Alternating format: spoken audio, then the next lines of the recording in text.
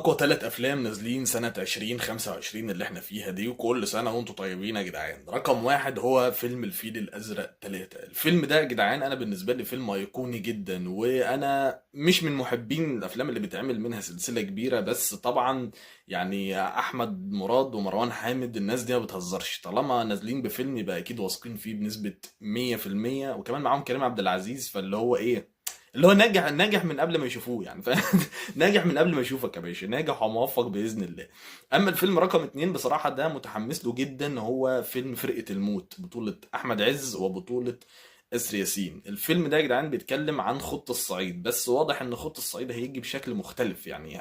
اسر ياسين بيعمل الخط، وسمعت كده طرطش كلام ان الفيلم مش جايب لك ان ده بلطجي مثلا او قطاع طرق بقى والكلام ده، لا، جايب لك ان الراجل ده كان بيقاوم ضد الانجليز. انت فاهم الفكره، اللي هي الجانب الاخر تماما من القصه. والفيلم برضو انا